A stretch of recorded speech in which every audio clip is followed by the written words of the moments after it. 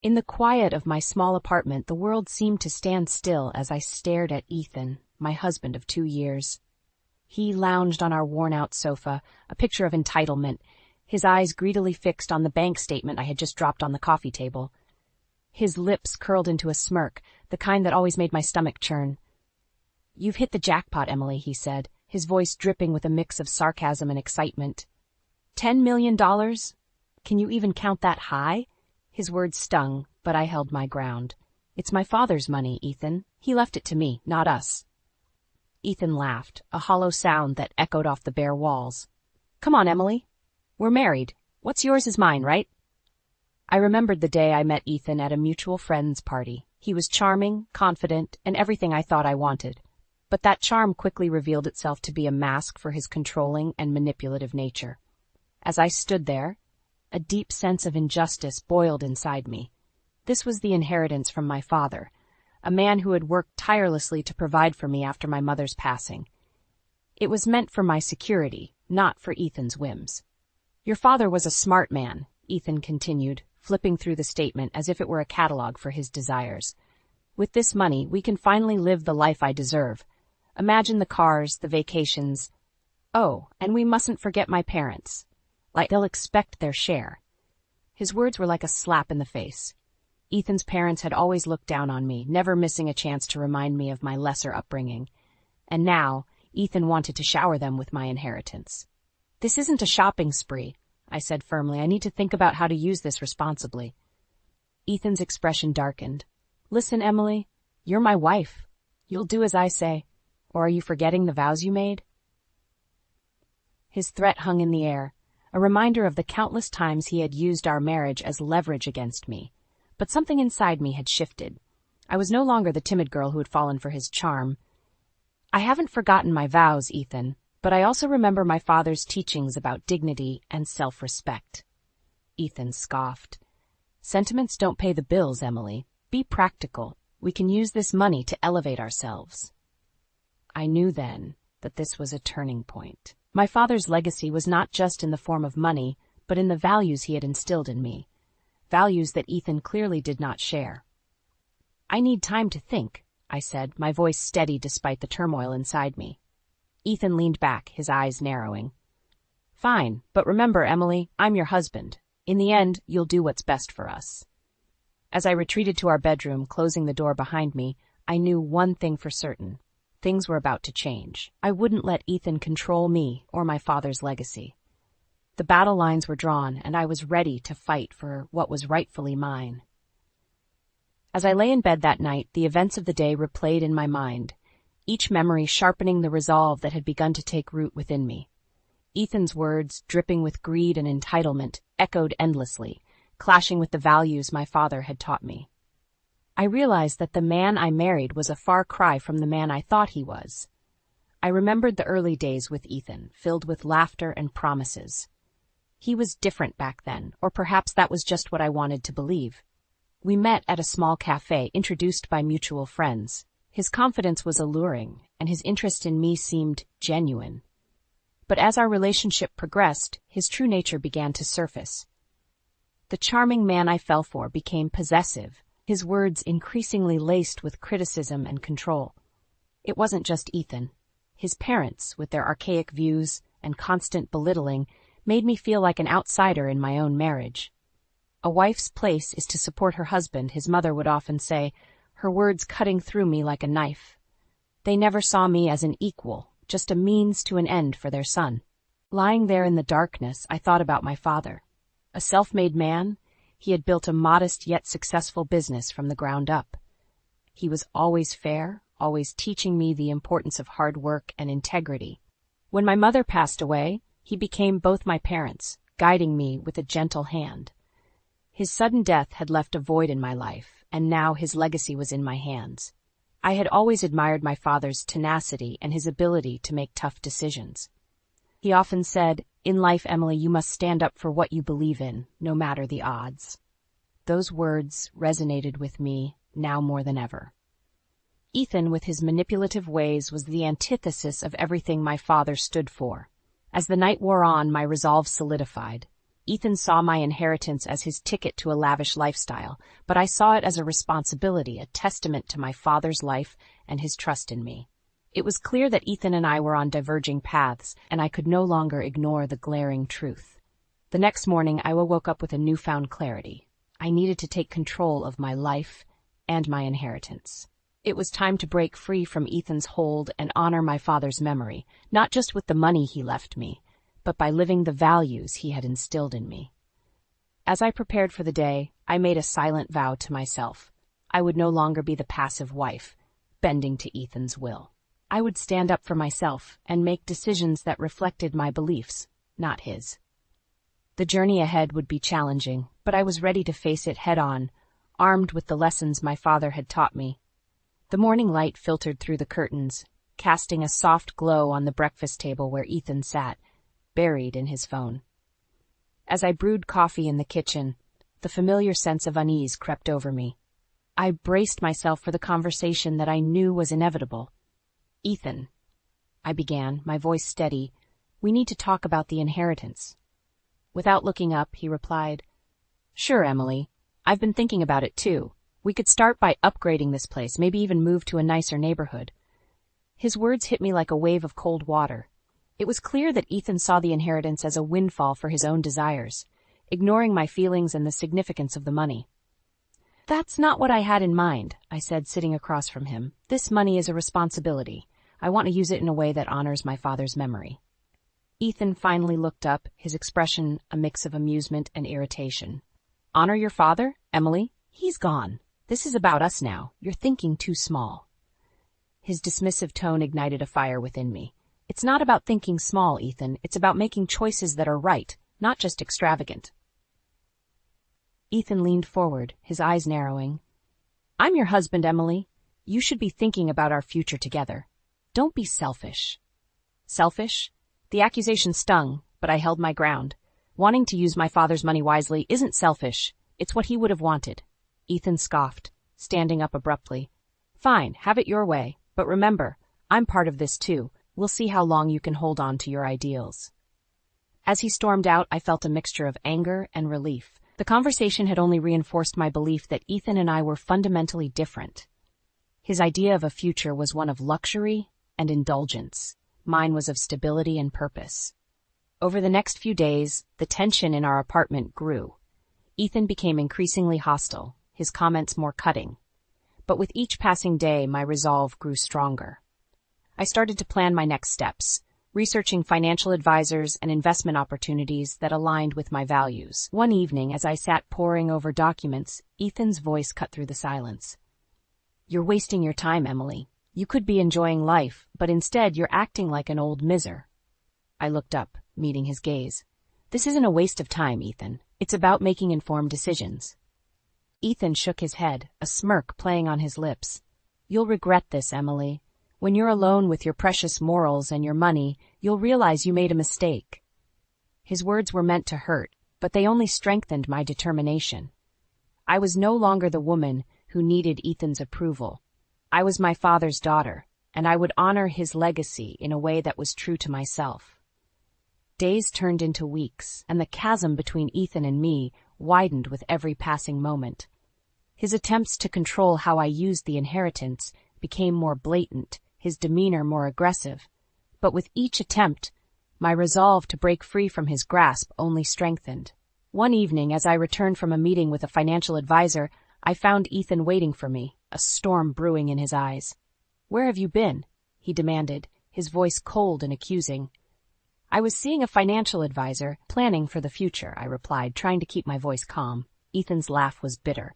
"Planning for a future without me, no doubt. You think you're so clever, don't you, Emily?" His words were a dagger to my heart, but I refused to show my pain. "It's not about excluding you, Ethan. It's about making responsible choices." Ethan stepped closer, his anger palpable. "I am your husband, Emily. Your choices should include me. But you've decided to play the independent woman, haven't you?" I met his gaze, my own anger rising. "Yes, I am independent, Ethan. I don't need your permission to make decisions about my life or my father's inheritance." The air between us crackled with tension. Ethan's face twisted into a mask of fury. "You'll regret this, Emily. You think you can just walk away from me, from our marriage?" I took a deep breath, steadying myself. "This isn't about walking away from our marriage. It's about standing up for myself, something you've never respected." Ethan's next words were venomous. "You're nothing without me, Emily. You think you can manage all this money on your own? You're deluding yourself." His attempt to belittle me only fueled my determination. "I am not deluding myself, Ethan. I know exactly what I'm doing." Ethan stormed out of the room, slamming the door behind him. The sound echoed through the apartment, a symbolic end to the conversation, and, perhaps, to more than that. That night, as I lay in bed, I couldn't sleep. Ethan's words, though hurtful, had ignited a fire within me. It was clear that our marriage was no longer a partnership, but a battleground. I thought about the strong, independent woman my father had raised me to be. He had always encouraged me to make my own decisions, to stand up for what I believed in. It was time for me to honor his teachings, to take control of my life and my future. The next morning, I made a decision. I would not let Ethan's threats and manipulation dictate my actions any longer. I was going to reclaim my independence, my dignity, and my father's legacy. It was a daunting path, but I was ready to walk it. The first step was to distance myself from Ethan and his toxic influence. I needed space to think, to plan, and most importantly, to breathe. I started to make arrangements to move out, to find a place where I could start anew. A place where I could be myself, free from Ethan's shadow. It was a bold move, but it was necessary.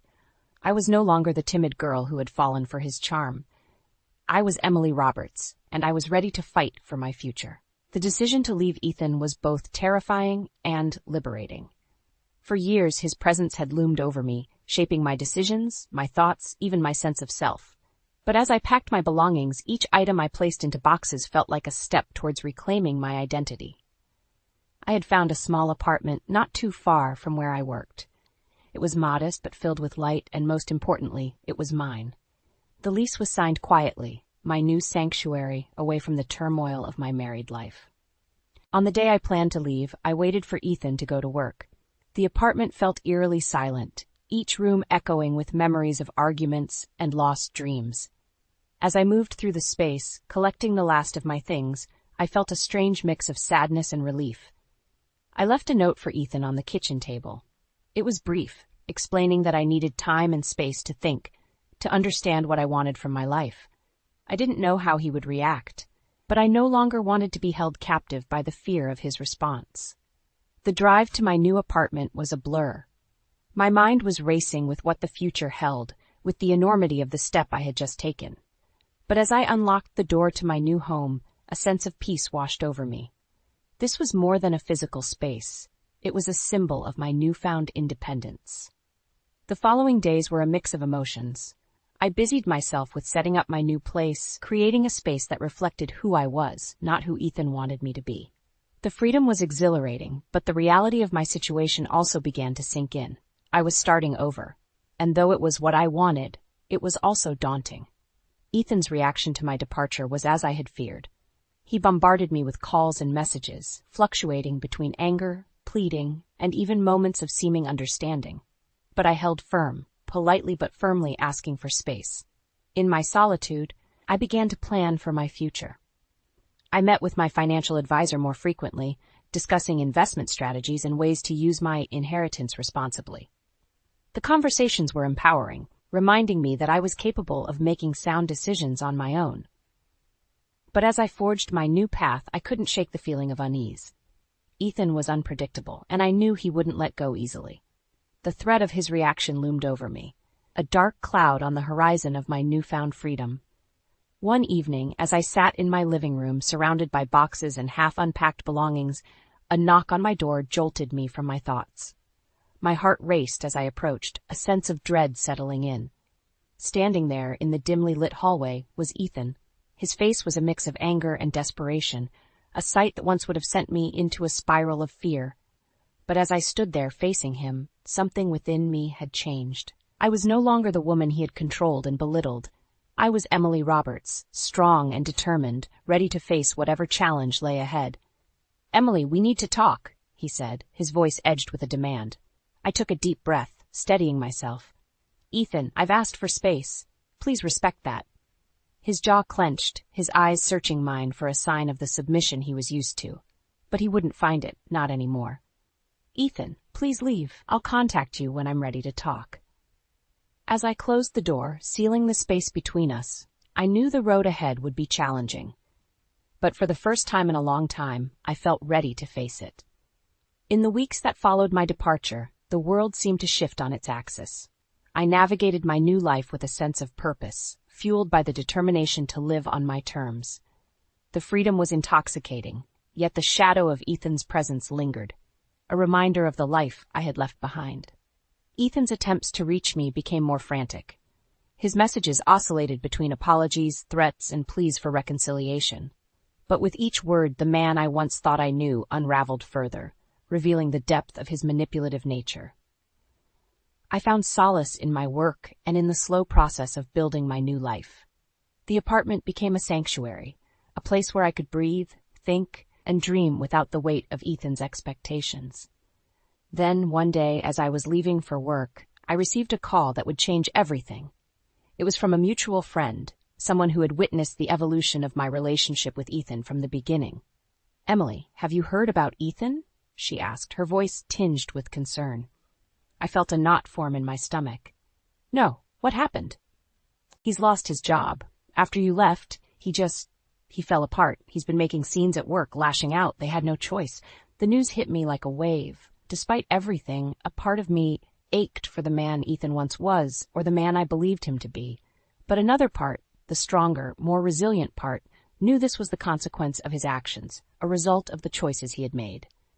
As the days turned into weeks, more news trickled in. Ethan had become a recluse, avoiding friends and family. His once charming facade had crumbled, leaving behind a man consumed by his own bitterness and regrets. The transformation was stark, a harsh reminder of how far he had strayed from the person I had once loved. His downfall, while self-inflicted, was a tragic testament to the destructive power of greed and manipulation. In the midst of this, I found strength in the legacy my father had left me. The inheritance, once a point of contention, became a symbol of my journey towards self-reliance. I invested wisely, focusing on sustainable and ethical ventures that aligned with my values. But more than the financial security, it was the emotional and psychological freedom that truly marked my new beginning. I had stepped out of Ethan's shadow, emerging stronger, more confident, and more grounded in who I was and what I stood for. As I moved forward, the lessons of my past became the guiding light for my future. I embraced each day with gratitude, knowing that the struggles I had endured were not in vain. They had led me to this moment, to a life lived on my own terms, true to myself and to the values my father had instilled in me. Ethan's downfall was not my victory. It was a somber reminder of the path I had chosen not to take. My victory lay in the peace I had found, in the life I was building, and in the promise of a future filled with hope and possibilities. Months had passed since I stepped out of the shadow of my old life, and with each day, the past seemed more like a distant memory. My new life in my modest apartment was filled with small joys and achievements, each marking a step further away from the turmoil that once consumed me. I had established a routine that brought me comfort and a sense of purpose. Mornings were spent at my job, where I found fulfillment in my work. Evenings were reserved for exploring my interests and hobbies, activities I had long neglected in the shadow of Ethan's overpowering presence. As I settled into this new rhythm, I discovered parts of myself that had been buried under years of suppression. I found a passion for painting, a hobby that allowed me to express my emotions and experiences in vibrant colors and bold strokes. Each canvas was a testament to my journey, a reflection of the pain, the growth, and the healing. Friends and colleagues noticed the change in me. Gone was the timid, unsure woman they once knew. In her place stood someone who exuded confidence and contentment. Their support and encouragement were constant reminders of the strength that comes from being surrounded by positivity and understanding. One afternoon, as I walked home from the grocery store, I found myself passing by the park where Ethan and I had often spent lazy Sundays. The memories came flooding back, but they no longer held the same power over me. I could look back at those moments and recognize them for what they were, stepping stones on my path to self-discovery. As I sat on a bench, watching families and couples enjoying the sunny day, my thoughts turned to my father. I wished he could see me now, see how his teachings had guided me through the darkest of times. In my heart, I knew he was with me, his wisdom and love a guiding light. The inheritance, which had once been a source of conflict, had become a foundation for my future. I had invested wisely, ensuring financial stability for myself. But more than the monetary value, it was the emotional inheritance from my father that I treasured most. The lessons of integrity, kindness, and resilience. In the quiet of the evening, as I sat in my living room, surrounded by my paintings and the comforts of my new life, I realized how far I had come. The journey had not been easy, but it was worth every step. I had emerged from the ashes of my old life, stronger and more assured of who I was. I no longer defined myself by my relationship with Ethan or by the events of the past. I was Emily Roberts, a woman who had faced adversity and emerged victorious, not because I had defeated someone else, but because I had discovered and embraced my true self. As I looked towards the future, I did so with optimism and a sense of peace. There were still many chapters to be written in my life, but for the first time, I felt excited and ready for whatever lay ahead. I had found my place in the world, a place where I could be me, unapologetically and wholeheartedly. And in that realization lay my greatest triumph, lay my greatest triumph, lay my greatest triumph.